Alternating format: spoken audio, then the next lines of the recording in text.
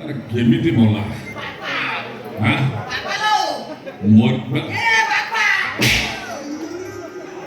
ବାପା ମୋ ମୁଣ୍ଡ ଟେନସନ୍ ଅଛି ମୁଁ ବାପା ମୁଁ ତ ବାପା ବେ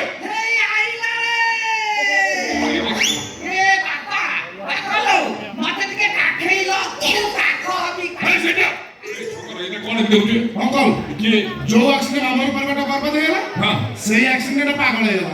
ये खाली पागल होगा स्त्रीटा भी कॉमेडियन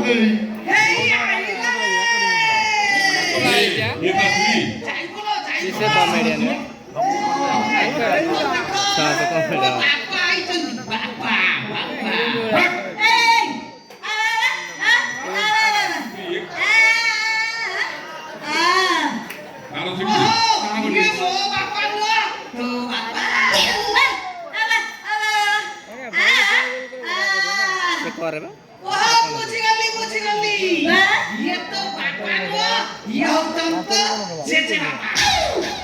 बाबा ए ठकरो एना बिना करे ना कोन दे से खाइ द एटी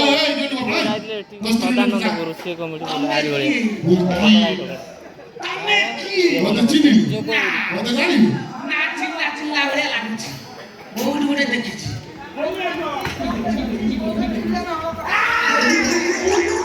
ମନେ ପଡିଗଲା ତତେ ମୁଁ ବହୁତ ଦିନ ଆଗରୁ ଖୋଜୁଥିଲି ତୁ ମୋ ସ୍ତ୍ରୀ କି ରେଟ୍ କଥା ନା ସାଲା ରେପିଷ୍ଟି ମୋ ସ୍ତ୍ରୀ କି ତୁ ରେଟ୍ କରିବୁ ରେପିଷ୍ଟ ରାଜି ଏଇଟା ଗୋଟେ ଗୋଟେ କି ମୁଁ କାମୁଡ଼ିବି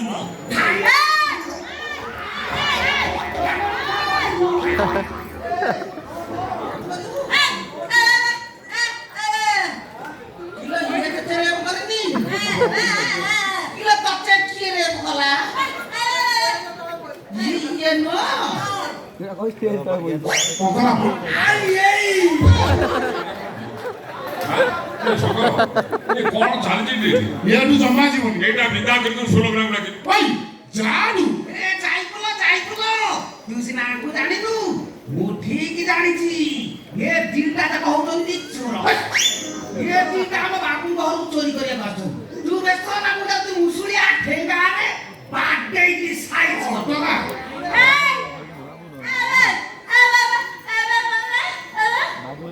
ବୁଝିଗଲି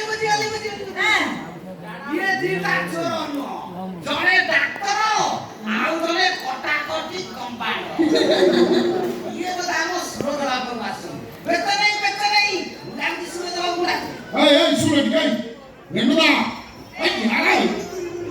सूरज बाबू तो नुआ बाबू ना नुआ बा तेरे আছে ताकि देबी ना तो सुनामी राजा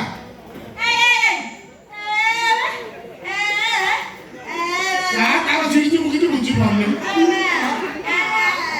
आगा मु काकू डाके उदैଥିଲି तो नुआ बाबू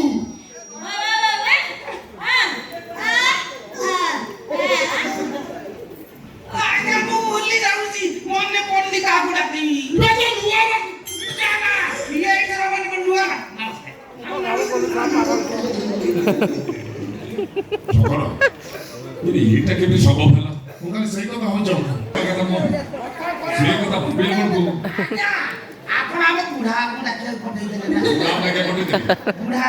ମନେ ପଡିଛି ବୁଢା ଆଉ କଣ ଅଛନ୍ତି କି ଆକ୍ସିଡେଣ୍ଟର ଶବ୍ଦ ତୋର କାହାକୁ ଡାକିବାକୁ ଦରକାର ତୁ ବୋଲୁ ଡାକୁଛନ୍ତି କାଇଁ ଆପଣ ଆମ ବୁଢାକୁ ଡାକିବାକୁ ପଠେଇଦେଲେ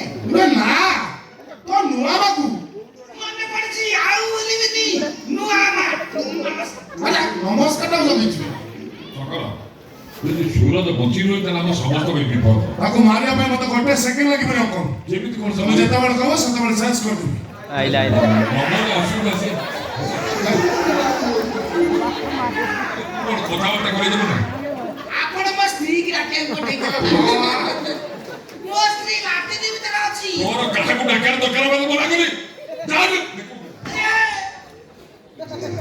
ପେଲା ଖାଇବୁ ମାରିବା ତୁ ପଡେ ଡକ୍ଟର କଲେ କି ଦେଖୁନ କଲେ ଖାଇବା କେତେ ଲେଖ ମତେ ମାରିବା ମନା मान मारे पागल में आउरी सांगा दो काम लो